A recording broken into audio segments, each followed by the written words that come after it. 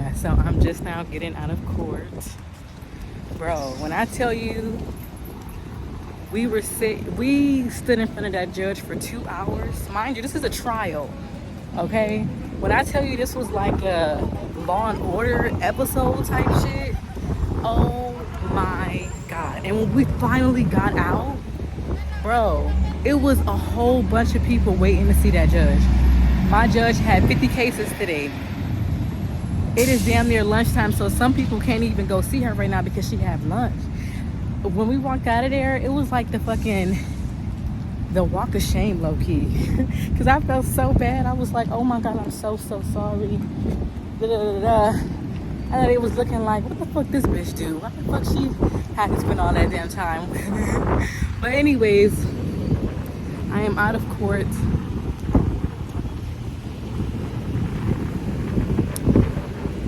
We are finally out of court.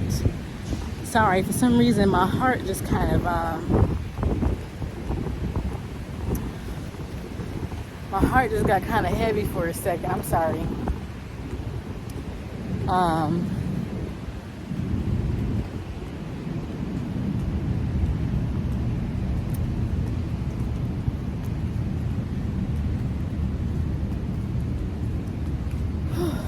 Sorry, I'm trying. I don't know. I mean, okay, anyways. So we get out of court.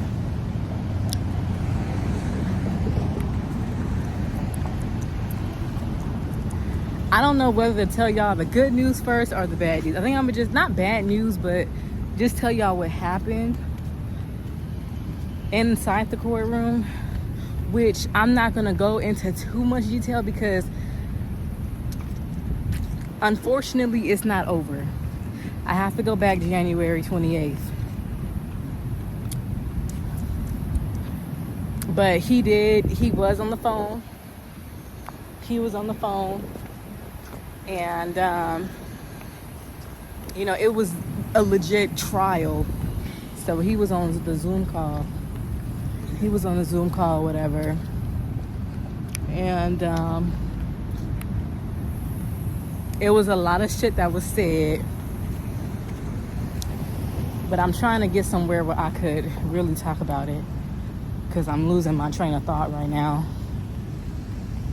But this sun looks real good on me. I got a little bit of makeup on. I like that. A little bit. I don't do too much. But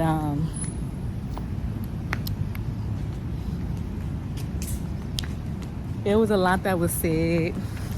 I think the judge was really flabbergasted with some of the shit that he was saying. The things that was brought up on her. Because I'm about to tell y'all right now. I'm waiting until I get to my car. I really want to go sit down and have breakfast, but oh, this is New Hope housing. But anyways, I'm about to get to my car so I can get comfortable. I got my selfie stick, so I'll be able to record a little bit better. Damn, we was in there for I was standing up for 2 hours. Bro.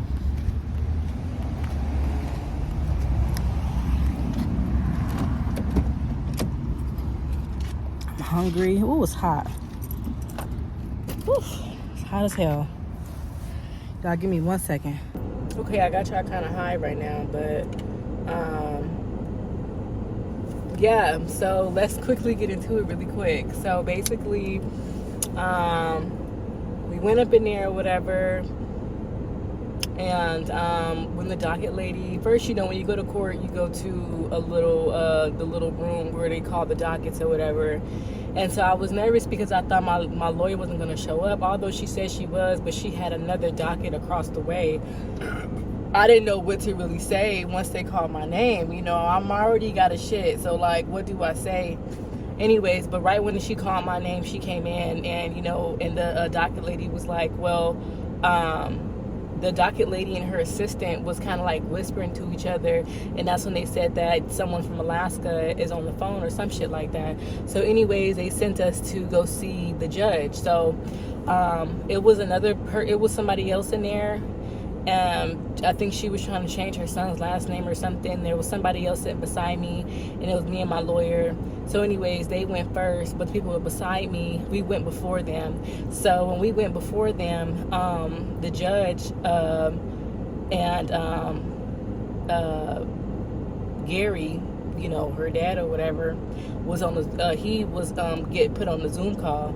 And so my judge was like, you know, Mr. Gary, have you had any type of like conversation with the lawyer? Like, have you guys came up with an agreement or something? Like, has there been any type of like communication? He was like, no, I really haven't been able to talk to her. And so the lawyer was like, the judge was like, well, I'm gonna put you in a room with her, and you know, kind of like, you know, not talk it out, but see, you know, like if we can come up with an agreement or some shit like that, which I already knew that's not something that I was willing to do or whatever, especially if it had anything to do with sending her back.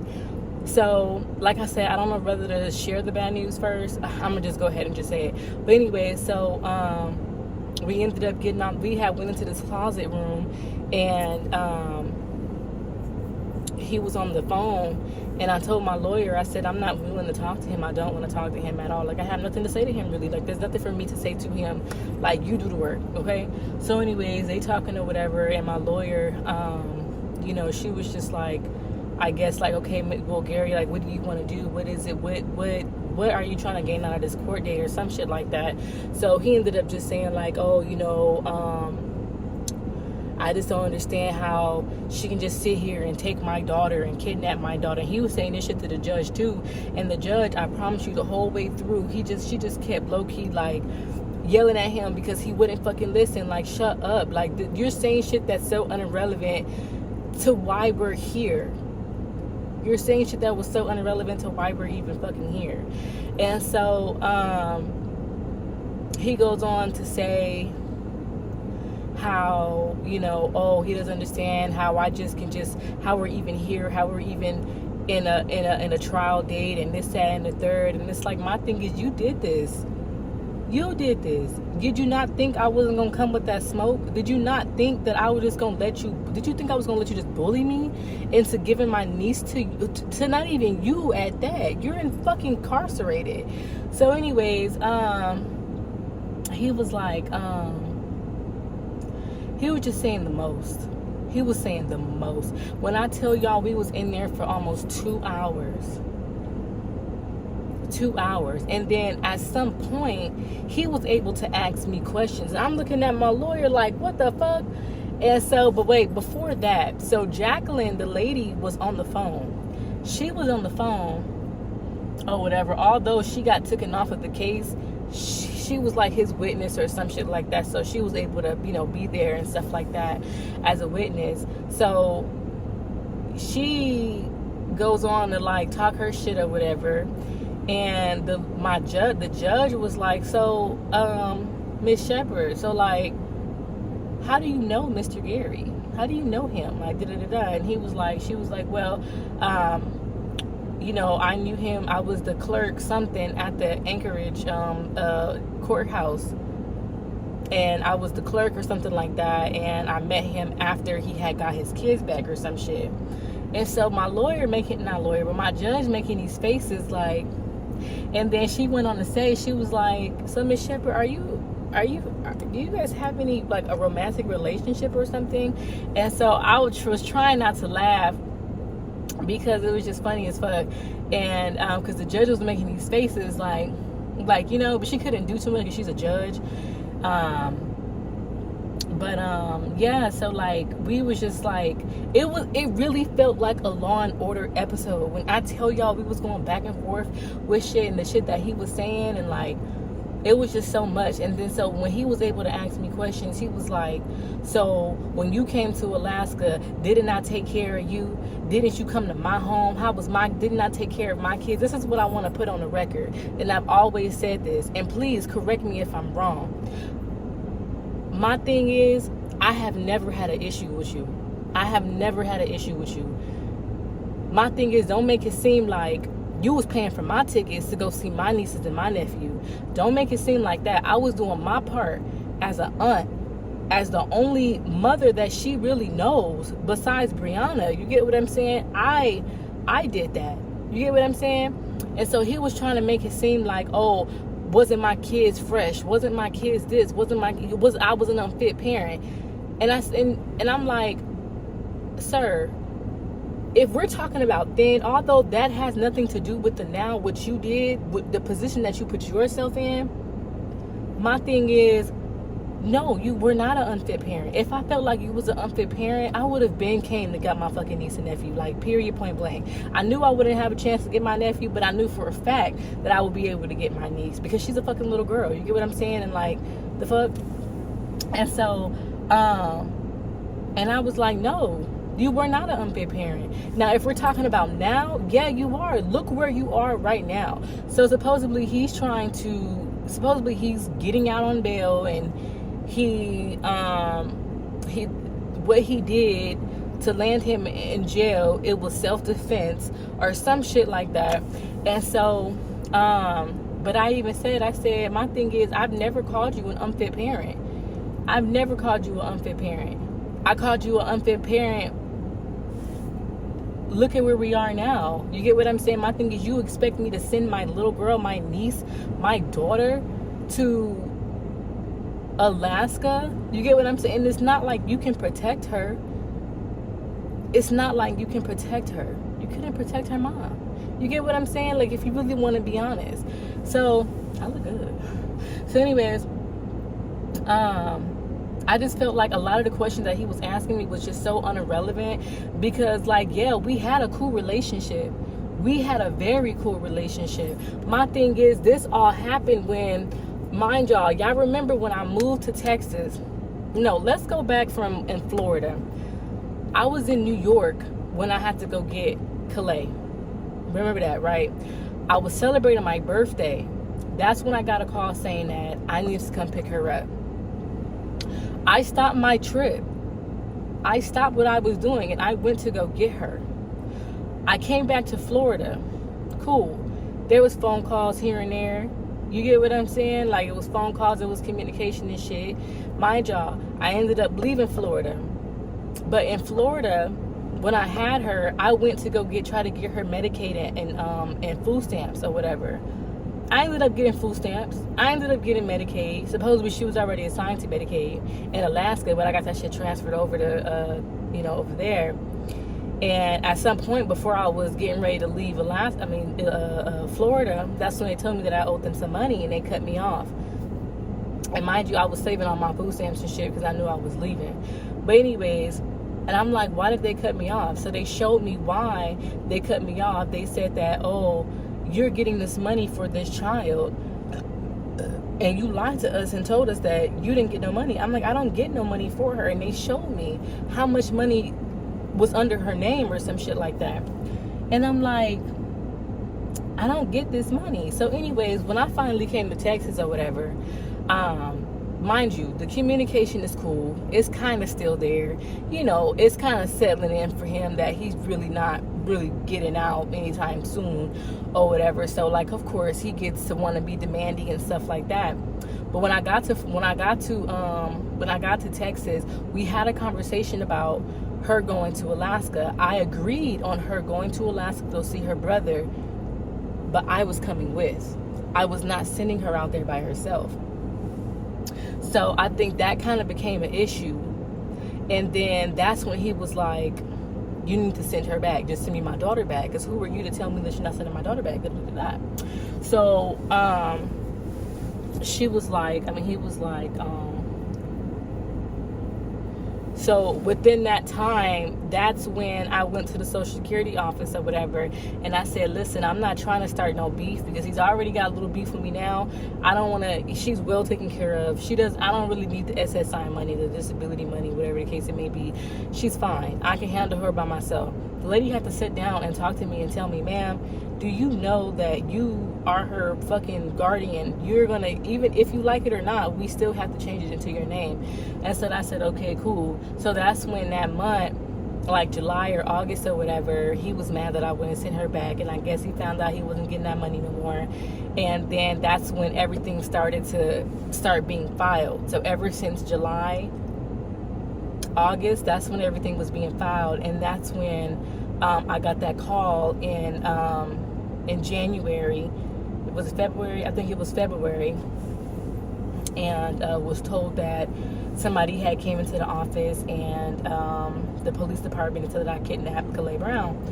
So anyways, yeah, I was just telling y'all how, like, you know, you did this,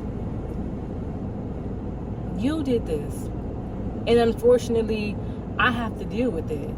But I am my niece's advocate, so of course, like, I'm not gonna sit here and complain. You get what I'm saying? Because this is something that I signed up for. When you sign up for something like that, you don't just ride for a little bit. You're gonna have to ride the whole way through. At least that's me. At least that's what I feel.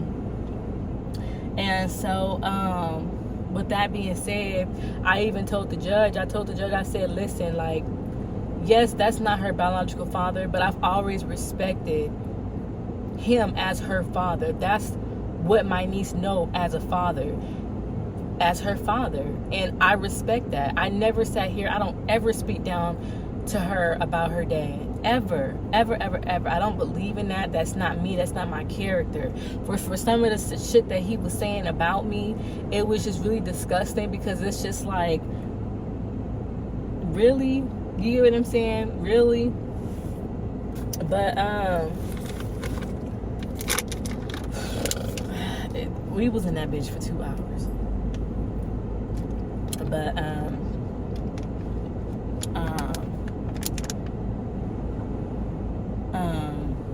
what else happened?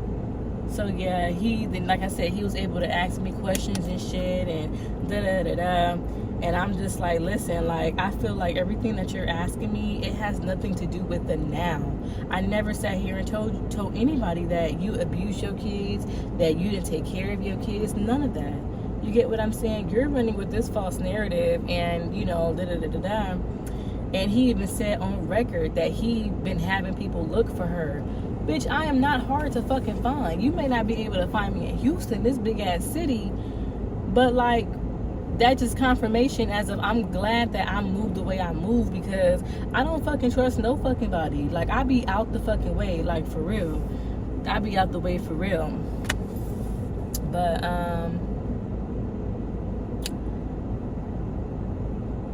yeah, and then I had to talk about the situation with Brianna and stuff, and that was kind of hard for me. I could kind of feel myself choking up a bit, because when I think about it, I can't believe that this is where we are. You get what I'm saying? Like, this is where we are. But I hope Brianna knows that, you know, like, I really love her. I really do. I really do.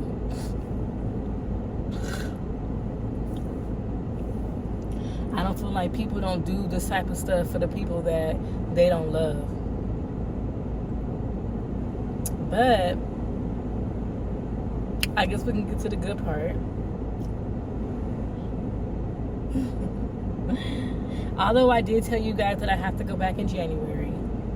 Now, before I get to the good news, I am going to say, in the middle of a trial, because we ended up stopping the trial, and the reason why we have to stop it and reset it is because my lawyer did not provide my sister's death certificate, so they need some type of proof that she's not here.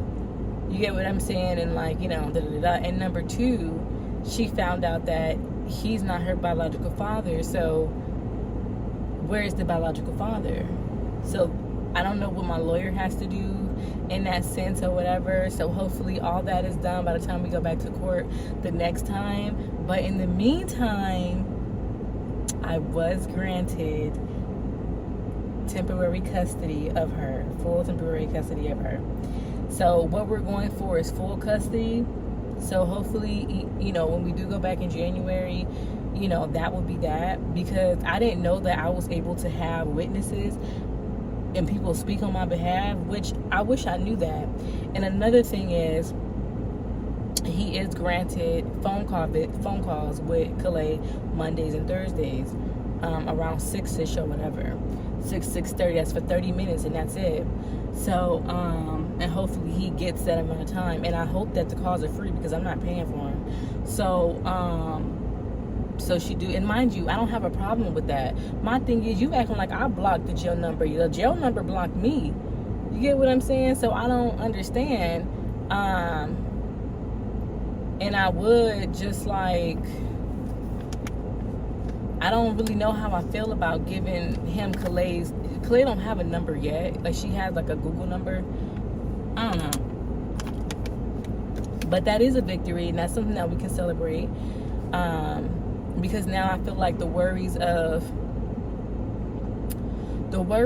somebody coming out here, coming to come snatch her from me. No. You can't do that. Because like I said, he's saying that he's getting out on bail soon. And he can have somebody come pick her up or some other shit. Like, I don't trust none of that. You know? So at least I'm protected. I don't really have to worry too much, because it may not seem like a lot to y'all, but it's a lot to me. And it's a lot that I had to endure. It's a lot of sacrifices that I had to make. I'm the one who's been doing the sacrifices. I really do appreciate my friends, my real friends, my real supporters, just for this love and the support, especially my friend Gorgeous, who keeps my girls for the weekend at once a month. You get what I'm saying? They with her right now. She had them for like damn near 4 days now, you know? So it's like, I'm so appreciative that while I handle this business, I don't really have to rush and go get them right now. I do want to go get me like a little victory breakfast or something. I feel like that's important, because I'm starving. We was in there for a very long time. But like I said, I do have temporary custody, and that's the start. What did Gorgeous say? Gorgeous said that's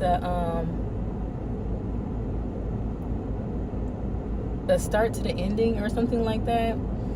So, but I do agree with the judge's reasons. You get what I'm saying? Because, and I said, I'm not keeping her away from her dad. I'm not doing that. My thing is, everybody wants me to be responsible for his, for his absence. Like, no, I'm not doing that. And I keep it real with Calais every time. You know, like, but I don't sit there and I bash him and shit like that. I just feel like this shit could have all been so simple. My thing is, you want control. And unfortunately, the choices that you make in life, you can't be the controller. Like, you can't be the one always in charge. You are fucking locked up. You get what I'm saying? Like, there's not much. So yeah, but like I said, I do reason with the judge and what she's doing, because she also, I peep her. She wants everything to be laid out in front of me, in front of the courtroom and shit, because we don't want to get it overturned. Although I already know that he's going to try to file a motion and do this and do that and do this and do that, but at the end of the day, she's good where she's at. And like I said before, no matter what, I'm going to always fight for my babies. Like, period. There's no doubt about that. So I'm happy, I'm blessed. People just like to park right next to me. But anyways, I'm about to go give me some breakfast, and kind of like just enjoy the moment, because we're getting somewhere. You get what I'm saying? That's something. And I have to give a pat on my back and a shout out to me, because I show up. You get what I'm saying? I've been showing up for myself. Y'all, I think I've been losing a little weight because these pants are huge on me. And most importantly, I thank God. I do.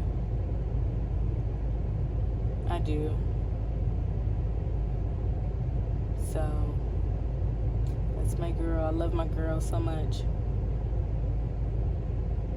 But yeah, I got temporary custody. Although, she not gonna go nowhere. Period. The judge even said, like, she's been with her for 2 years now. Like, all right, you know, but I get what she's trying to do. I know why she's trying to prolong it. I do. But I just pray that my lawyer doesn't ask me for no more motherfucking money, because, baby, no. I feel like the shit that was supposed to be there should have been there. So y'all need to work on that. Y'all got to do that shit yourselves. So, I'm about to get some breakfast. Let me know how y'all feel. How are y'all feeling? I know some of y'all have been so anxious, just like me. I appreciate y'all supporting me. I really do. I don't want to cry, because the load has been really heavy.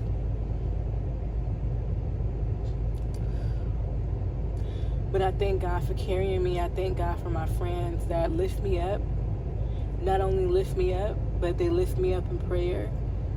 I think that's so important for, you know, people that you love. You pray for them, you lift them up. Don't feel bad, you know. You just, the power of prayer is, you know, so important. And I'm just really proud of myself. Is that selfish? Like, I deserve to be selfish. I'm really proud of myself.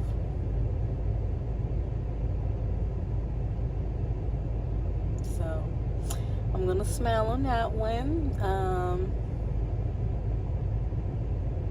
Yeah, we almost there. My sister knew she can count on me. And then even the judge, it was like something that the judge resonated with me was, he told him, he was like, so you expect her to send her out there just to end up in foster care?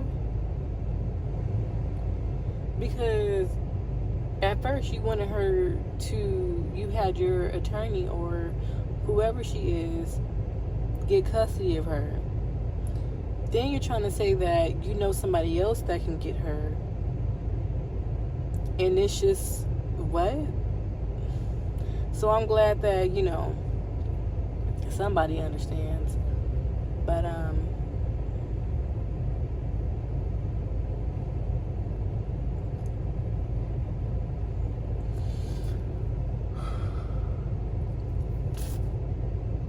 yeah, y'all, I love y'all though, and I'll talk to y'all later. Make sure y'all like this video, okay?